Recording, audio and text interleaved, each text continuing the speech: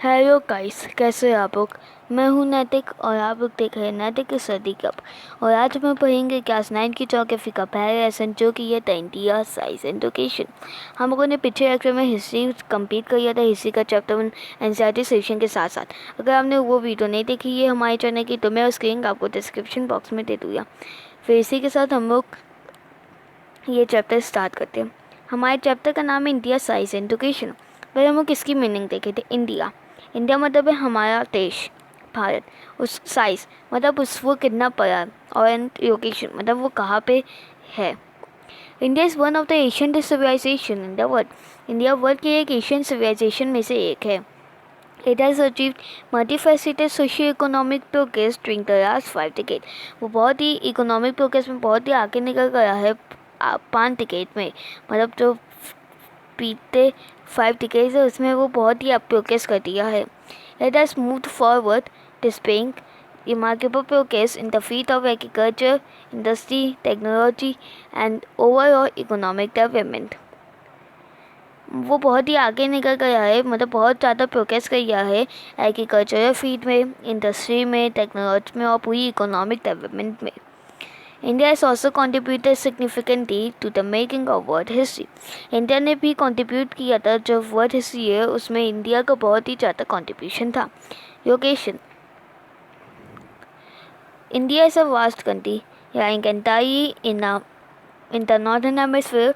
The mainland extends between latitudes 8°4 north and 37°6 north and longitude 68°7 east and 97°25 east। India एक बहुत बड़ी country है, वो पूरी तरह से नॉर्थन हेमिस्फेयर में है। इसीलिए जो उसकी मेन लैंड है वो 8°4 नॉर्थ एटीट्यूड से 37° नॉर्थ तक एक्सटेंड करती है, और जो लॉन्गिट्यूड्स है वो 68°7 ईस्ट से लेकर 97°25 ईस्ट तक एक्सटेंड करते हैं। The topic of cancer 23 1/3 degree divides the country into almost 2 equal parts। जो टॉपिक ऑफ कैंसर होते हैं वो इंडिया को ऑलमोस्ट 2 इक्वल पार्ट में डिवाइड करते हैं। To the south east and southwest of the mainland lie the Andaman and Nicobar Island and the Lakshadweep Island in the Bay of Bengal and the Arabian Sea respectively।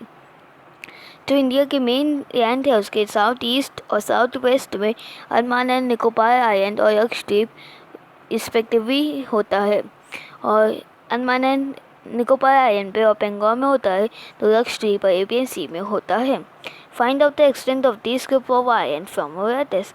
आप अपनी map की book से address से इन island की extent का पता लगा सकते हैं। डू यू नो, अब यहाँ पे हम लोग एक फैक्ट बताएं। The southern most point of the Indian Union, मतलब मेन एंड में नहीं, मतलब जो सदर्न मोस्ट पॉइंट है इंडिया का वो इंडिया पॉइंट है, got submerge under the sea water in 2004 during the tsunami.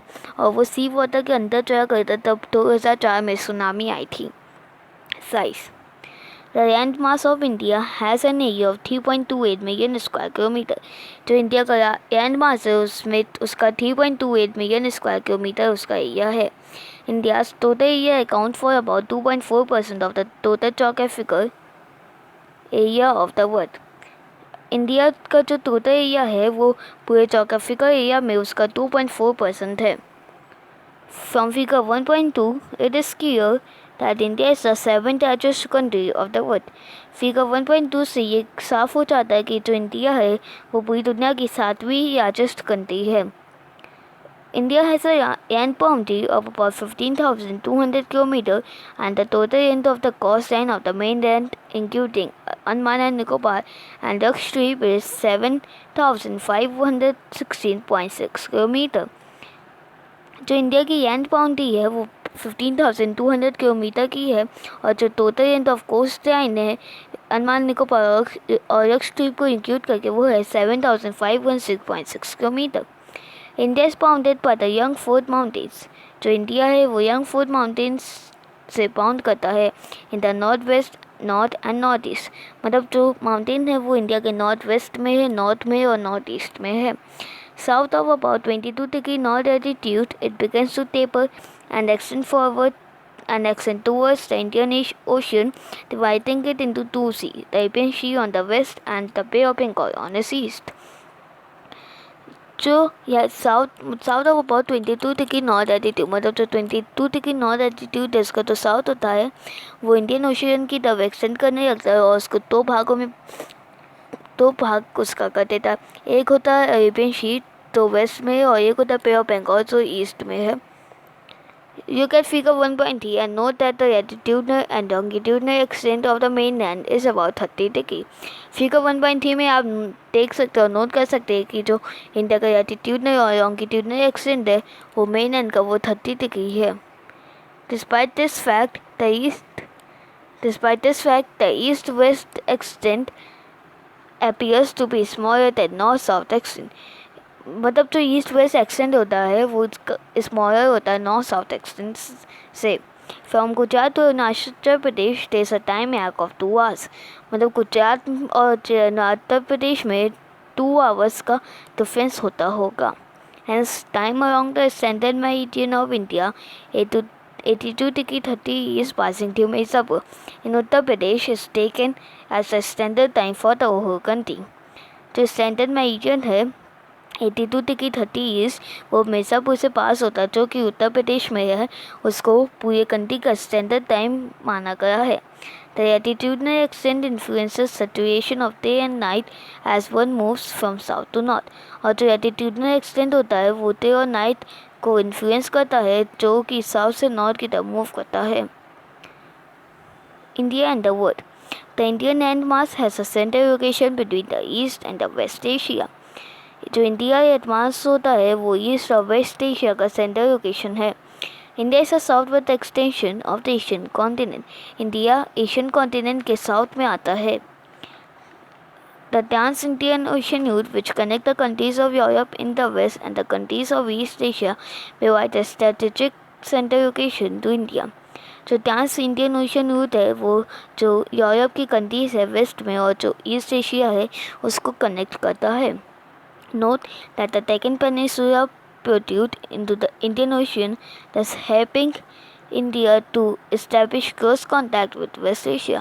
जो Deccan Peninsula है इंडियन ओशियन में वो इंडिया को establish करता है close contact वेस्ट एशिया से। Africa and Europe from the western coast and with south east and east Asia from the eastern coast.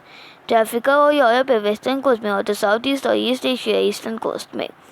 No other country has a long coastline on the Indian Ocean as India has an indeed। कोई भी दूसरी country में इतनी लंबी coastline नहीं है जितना कि इंडियन ओशन में इंडिया की है। It is India's eminent position in the Indian Ocean in which justify the naming of an ocean after it। India की पोजीशन इंडियन ओशन में है जिसकी वजह से उसका नाम ये रखा गया है। Do you know? Since the opening of the Suez Canal in 1869, India's distance from Europe has been reduced by 7,000 km।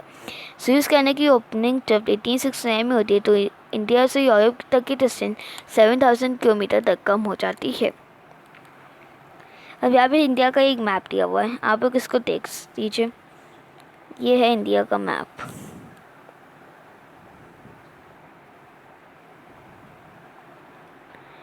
India's contact with the world have continued through ages, but the relationship to the land routes are much older than the maritime contact।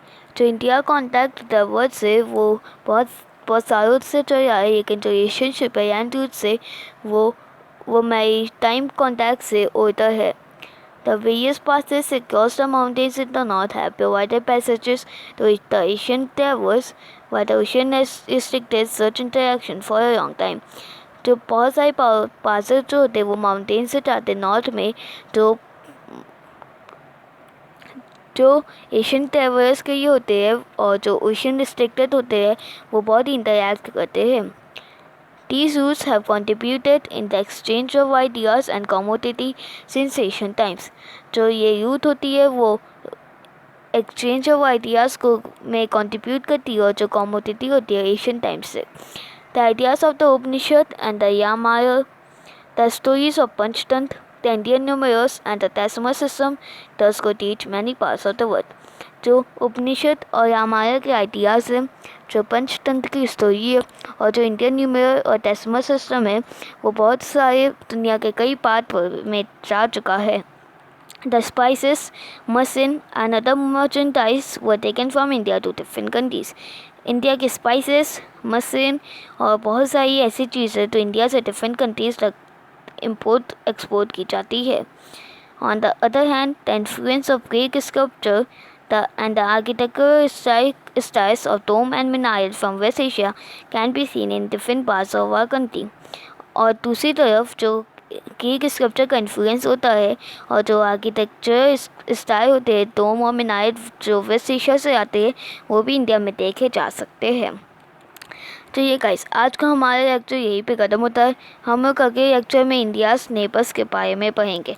अगर आपको ये video अच्छी लगे तो please video को like और share करना ना भूलिए और साथ ही साथ वीडियो पे कमेंट करना भी ना भूलिए और चैनल को सब्सक्राइब भी करिए। Bye bye guys.